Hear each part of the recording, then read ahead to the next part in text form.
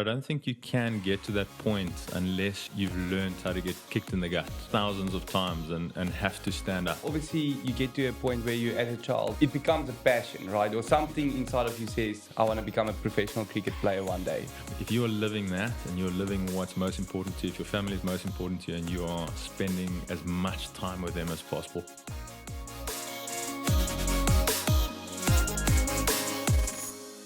So from professional cricket player to entrepreneur, today I have Andrea with me. Hey guys, welcome back to another episode of the Bizzin Podcast. So excited to have you here, Andrea. And without embarrassing myself too much, I'll put a surname to you to pronounce us. But maybe draw us in a little bit of who you are, who's Andrea, and pull us into your story a little bit. Yeah, Des, I think thanks for having me here today. I'm very excited to have this conversation with you. So my name's Andrea Agathagelo, or in Greek it would be Andrea Agathangelu. Okay, I'm glad I didn't try the easier that. version. Imagine being a 5-year-old learning how to spell your surname. Yeah. It's still got trauma about that. But yeah, like you said, I was a professional, or lucky enough to be a professional cricketer for a large part of my life. Something I worked towards my whole life, and was lucky enough to have a 13-year professional career. Oh, amazing. Which spanned across 2 continents. I played half of it in South Africa and the other half in the UK, county cricket in the UK. So that was a dream, but obviously you wake up from all dreams at some point. And I've just always been, I've always had a love for business. Yeah. Whether it's part of the, Greek gene, it's just something that I've always loved, and it was always inevitable that I was going to try and do my own thing and get into business. Sure.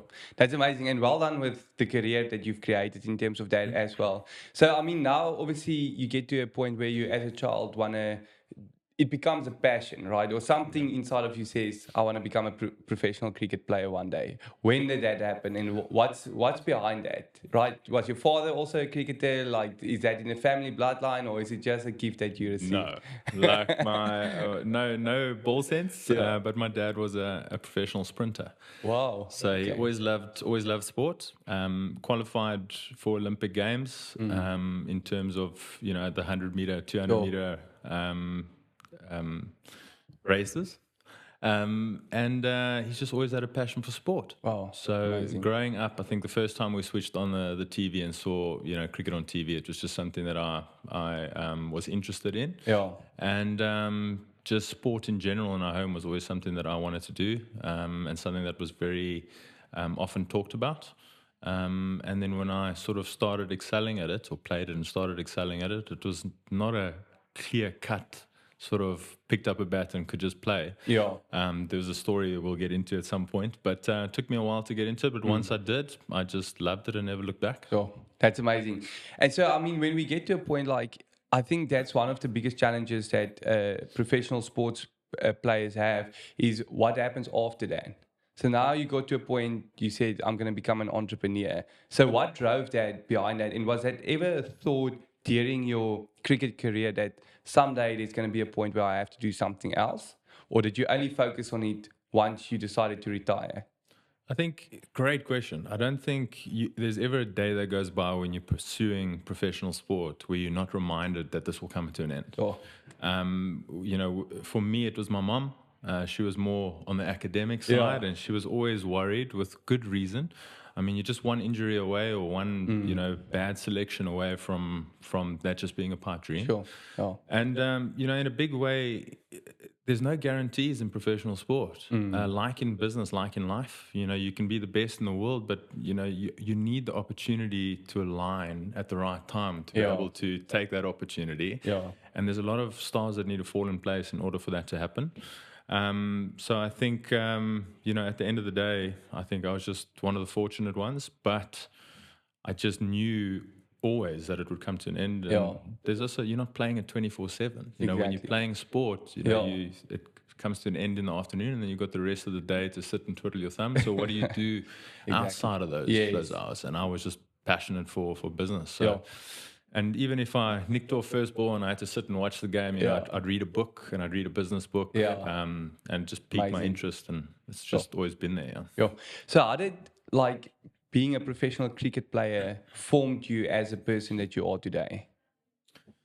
Yeah, that's a loaded question. I think a couple of things, but I don't think you can get to that point unless you've learned how to get kicked in the gut Yeah. like thousands of times and have to stand up. Yeah. And I think that's probably one of the things that's prepared me most, for, not just for life or not just for business, but for life as well.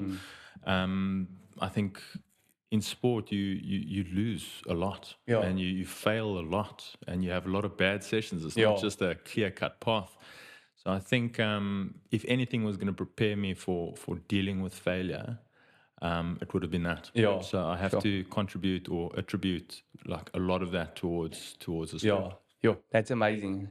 And so, I mean, we briefly spoke about it before the podcast as well, like just family time, as a professional sports person. How do you balance that? How can you focus on being the best husband that you possibly can be, the best father that you possibly can be, and then juggle a professional cricket career on the side? So it depends on your list of priorities, I suppose. Exactly, yeah. I think it's different strokes for different folks, but family is the most important thing in my life. Yeah, So I amazing. think I was very fortunate. I say fortunate. I think it's worked out to be, fortunate that my career came to an end before I had a kid. Okay. I've got three boys now. Yeah. But before my first son was born, I was already in retirement. Yeah, okay.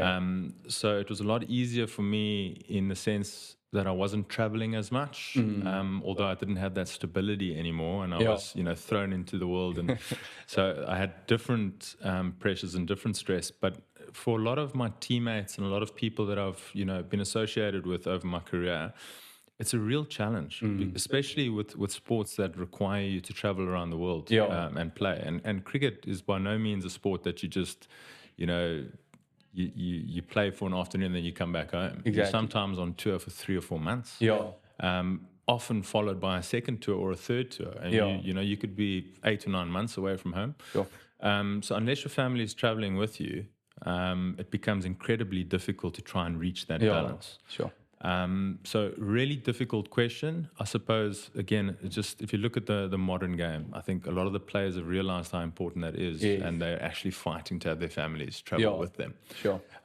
Just because, can you imagine being away from your wife and kid for 6 or 7 months Yeah. at a time? I mean, so very difficult one, but I suppose you just have to make a priority out of it and just Yeah. make it work. And I mean, so I think there's one thing that a lot of people get focused on, especially small business owners, right? If they start seeing a professional sports person exit their career in that and they start a business, they already see like, oh, this person is going to make a success just because of the fame that they've built and everything like that. But I mean, we spoke, I think last week we spoke a little bit and you said how many people actually, just in the cricket industry end up retiring every single year and they need to find something. So it's not that every single person makes a success after their professional sporting career. So for you, I mean, like, is that the right way to see it from an outsider? Like, a business owner looking at Andrea, seeing he's starting his own business now, automatically it's going to be a success. Do you feel you do automatically just have that success now falling onto your lap, or is it still a grinding every single day? So it is something that happens very often, and it is perceived to be the case, but let me tell you, it definitely isn't. Yeah. I think it's the same way of looking at someone who's had a father or one of their parents that have done really well, and you Yeah. just assume that because they've done well, they're going to do well, because they've got that. But that, I mean, statistics and history tells you that that's not the case, right? Yeah, exactly. So it's very similar in sport, and I think, look, you get players that make it to a certain point where when they walk into a room, they take notice. Yes. People take notice. And when that happens, brands throw opportunities at them and people throw opportunities at them to get that sort of leverage off the brand that they've created. Yeah. So don't get me wrong, there's definitely an advantage to it. All right. And there's definitely a little bit of credibility that walks into the room with you, Yeah. which definitely gives you an advantage. But if that's all you're relying on, you've got a wake up Exactly. call Yeah. waiting around the corner. Yeah. So, again, great question. I think it depends on what you make of that. Yes. But what people fail to see is for every one of these players that you see on TV, that have reached that level, there are millions of people that have fallen off along the way Sure. that have had the same dream Yeah. and that haven't quite broken through to that point. Yeah. So although I've had a really good career and a career that I'm quite proud of, I never managed to break through to that elite level. I Yeah. got close at certain points of my career. And at certain points, I think I was on the right trajectory and thought that it was inevitable at Yeah. some point. And, life just has a way of pulling the wool over your Yeah. eyes. Sure. And giving you a big wake-up call. Yeah. So I think I've seen people that have come from nothing Yeah. and make huge successes because, through that just came a lot of that like do or die attitude and that dogfight attitude to make it Yes. work. And I think sometimes when things come a little bit easier, not saying that it's related to professional cricket, there's nothing easy about it, or professional sport, but once you go into the business world and you assume that it would be easier than it is, Yeah. you're already at a disadvantage. Sure. Yeah, that's amazing to see. Just like I just love. I mean, I'm just gonna honor you. It's just like your presence as well.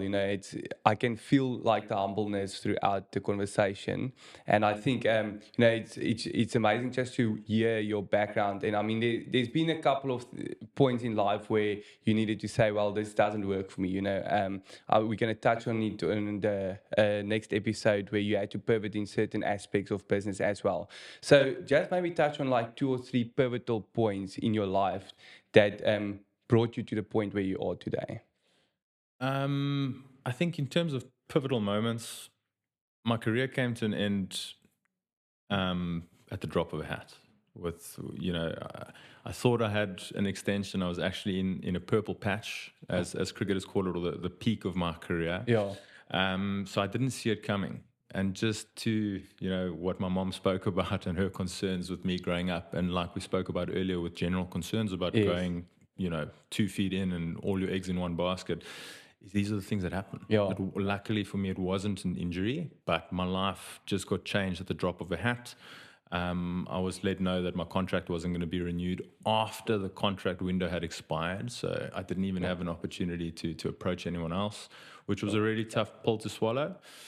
And then as soon as I got home, a day or two later, there was this little thing called COVID-19 Sure. that locked the world down. And it was just, forced into, a forced entrepreneurship or Yeah. forcing, the matter and not being able to just sit down and Yeah. wait for something or someone to come and rescue me. Yeah. So that was probably one that Yeah. just got me, off my backside and made sure that I did something Wow. with myself. And the other one was probably being a little bit hasteful. After SA Under 19, I did really well and I wasn't picked where I thought I deserved to be picked. Yeah. And a couple of opportunities didn't come my way. So I think I got around a table with a few people that were my advisors, my agent, a couple of senior players and people that I thought, would give me the best advice. And the advice was then to I've got a Cypriot passport, let's go to England. Sure. Try to follow the Kevin Peterson Yeah. route. And in hindsight, probably cricketing wise, the biggest mistake I made. Sure. But on the flip side, Yeah. one of the best things in terms of developing and growing as a person. Yeah. So Wow. two pivotal moments, those are the two that stand out. Yeah. Amazing. Thanks for sharing that. So just before we wrap off this episode, what does success, after all of this, that you've went through, all of that you've already achieved in life and where you are now, what does success mean to you? Wow, what a question. I think we touched on priorities. I think it's different strokes for different folks. Yeah. It's usually associated and tied to financial success. But for me, what is the most important thing to you in the world?